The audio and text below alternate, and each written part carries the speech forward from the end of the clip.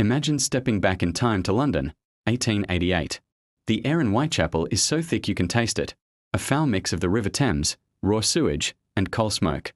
Gaslights flicker, not to light the way, but to cast long, dancing shadows that seem to hide unspeakable things. It's here, under a sickly yellow fog, that a nameless phantom began to write his own chapter of history, using blood for ink. The nightmare began on August 31st. The silence of the night wasn't broken by a scream, but by the sound of methodical footsteps. Mary and Nichols was discovered on the cold, damp cobblestones of Bucks Row. When the first policeman arrived, his lantern revealed a sight that froze him to the spot.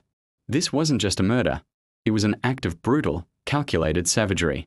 The wounds were impossibly precise, as if carved by a surgeon's scalpel, not a common thug's knife in a dark alley. But this was only the first note in a symphony of terror. London was gripped by a chilling fear. The familiar chime of Big Ben now sounded like a death knell. Soon, Annie Chapman was found, and the monster gave himself a name in a series of taunting letters to the press, Jack. And he wasn't just a killer. He was a ripper. He began taking organs, keeping them as twisted trophies from his gruesome hunts. Fear quickly spiraled into citywide paranoia. Every shadow held a potential threat. Any man in a top hat and coat, carrying a doctor's bag, was met with suspicious glares. Scotland Yard was stumped, chasing a ghost who seemed to walk among them, always one step ahead, laughing from the darkness. The horror reached its peak on what became known as the double event. In the span of a single hour, Jack claimed 2 more lives, Elizabeth Stride and Catherine Eddowes. When they found Eddowes, her face had been mutilated beyond recognition. Jack hadn't just taken her life, he had erased her very identity, leaving a scene so horrific that hardened detectives were seen weeping. Then, a package arrived.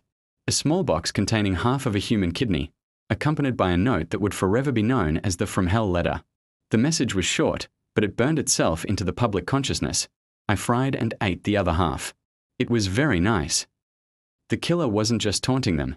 He was openly mocking them, flaunting his depravity. But Jack the Ripper saved his most diabolical work for his final victim, Mary Jane Kelly.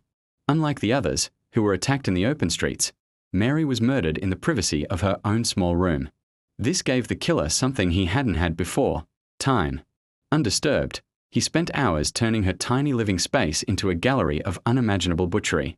When the door was finally broken down the next morning, what was found on the bed was no longer recognizable as a human being. It was a testament to the absolute depths of human cruelty. And then, just as suddenly as he appeared, he was gone. Complete silence. No more letters, no more bodies. Jack the Ripper vanished into the London fog, taking his identity with him. He left behind a city scarred by terror and a question that has haunted us for over a century. Who was he? Today, the alleys of Whitechapel have been modernized, but a lingering chill remains. Some say you can still feel a pair of eyes watching you from the shadows. Because Jack the Ripper was more than just a man.